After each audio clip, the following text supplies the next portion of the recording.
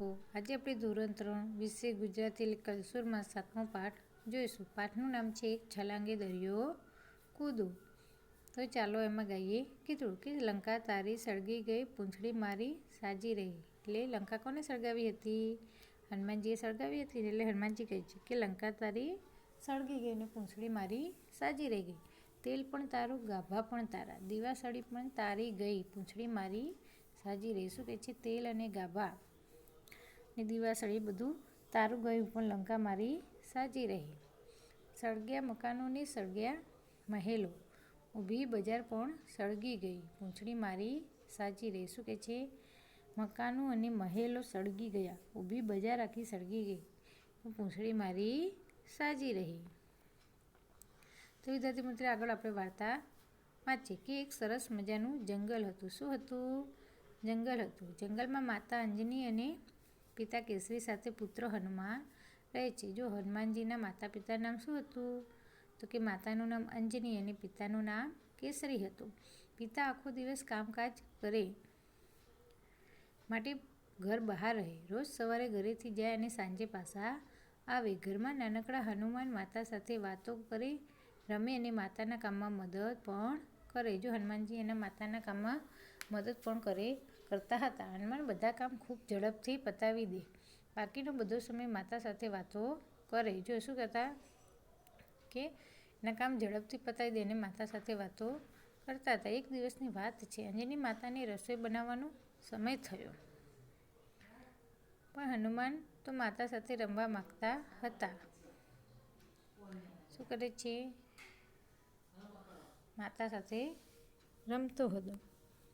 માતાએ વિચાર્યું, હનુમાનને કોઈ એવું કામ સોંપવું કે જેથી એ કામ પૂરું કરતા એને સમય લાગે. શું કહે છે? એને કામ સોંપવું કે એ કામ પૂરું કરતા સમય લાગે, અને એટલી વારમાં હું રસોઈ કરી દઉં. પછી હનુમાન આવશે ત્યારે તેના બાપુજી પણ આવશે.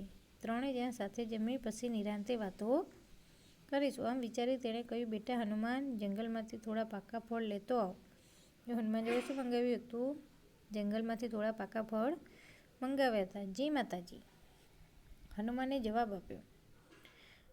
હનુમાન તો ઘરેથી બહાર નીકળ્યા અને પોતાના જમણા હાથનો અંગૂઠો પકડ્યો. અરે આ શું? હનુમાન તો મોટા ને મોટા થવા લાગ્યા હતા. શું કર્યું હતું? એમના જમણા હાથનો અંગૂઠો દબાવ્યો હતો, એટલે એ મોટા ને મોટા થવા લાગ્યા હતા. હાથ પણ લાંબા ને લાંબા થવા લાગ્યા. એમના હાથ પણ કેવા થતા હતા?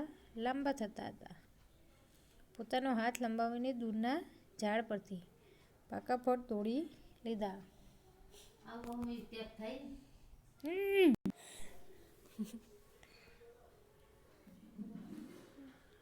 અરે આ શું? હનુમાન મોટા ને મોટા થવા લાગ્યા. હાથ પણ લાંબા ને લાંબા થવા લાગ્યા. પોતાનો હાથ લંબાવીને દૂરના ઝાડ પરથી પાકા ફળ તોડી લીધા. એને શું કર્યું? પાકા ફળ તોડી લીધા. હજી તો માતા રસોડામાં ગયા ન ગયા ત્યાં તો ફળ હાજર થઈ ગયા. જેના માતા રસોડામાં ગયા ને એને ફળ તો હાજર થઈ ગયા હતા. હે, એટલી વારમાં પાકા ફળ આવી ગયા? તારા બાપુ આવે? હનુમાને કંઈ જવાબ ન આપ્યો તો મરક હસવા લાગ્યા. એટલે મનમાં હસવા લાગ્યા હતા. માતાજી વાત સમજી ગયા. સમજી, મને ખબર છે, જમણા હાથનો અંગૂઠો પકડીને તને મોટા થતા આવડે છે. ચાલો ને માં, આપણે કંઈ રમીએ. હનુમાને વિનંતી કરતા કહ્યું. ના બેટા, હમણાં તારા બાપુજી આવશે, એમના માટે જમવાનું બનાવવાનું બાકી છે. શું કહે છે? એના માટે જમવાનું બનાવવાનું બાકી છે. જમીને પછી આપણે રમીશું. ના, મારે તો અત્યારે જ રમવું છે. ઠીક છે, તું એકલો બહાર રમ, હું ઘરમાં રસોઈ બનાવું છું. પણ જોજે પાછો વારે વારે મને ઘરમાં આવીને હેરાન ન કરતું. હનુમાને જવાબ ન આપ્યો, માત્ર મરક હસ્યો. એમાં શું કહે છે? વારે વારે મને હેરાન ન કરતો. એટલે મરક હસવા લાગ્યો. તું એમ નહીં માને, લાવ ઘરની જાળી બંધ કરી દો. એટલે એને શું કર્યું? એની માએ ઘરની જાળી બંધ કરી દીધી. પછી કેવી રીતે આવીશ? એમ કહીને માતાએ જાળી બંધ કરી અને રસોઈ કરવા બેઠા. હનુમાન ઘરની બહાર અને માતાજી અંદર. માતાજી રોટલી બનાવતા જાય અને સાપડીમાં મૂકતા જાય. થોડી વારમાં પછી માએ છાબડીમાં જોયું તો એક પણ રોટલી નહીં. જો શું હતું? છાબડીમાં એક પણ રોટલી નહોતી. આજુબાજુ જોયું પણ કોઈ દેખાયું નહીં. માને વહેમ પડ્યો એટલે મોટા અવાજે બૂમ પાડી, હનુમાન! તો હનુમાને બહારથી જ કહ્યું, હા મા! જો મને ખબર છે કે રોટલી તે જ ખાધી છે, પણ મને એ કહે કે તું અંદર આવ્યો ક્યારે અને કેવી રીતે? શું કહે છે કે મને ખબર છે કે રોટલી તે જ ખાધી છે, પણ અંદર આવ્યો કેવી રીતે? મરક મરક હસીને હનુમાને કહ્યું, અંગૂઠો પકડીને મોટા થવાય એમ ટચલી આંગળી પકડી તો નાના પણ થવાય.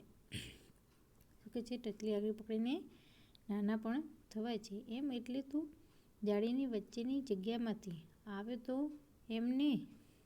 એટલે શું કહે છે? તું જાળીની વચની તિરાડમાંથી આવ્યો ને? એટલે કે હા મા!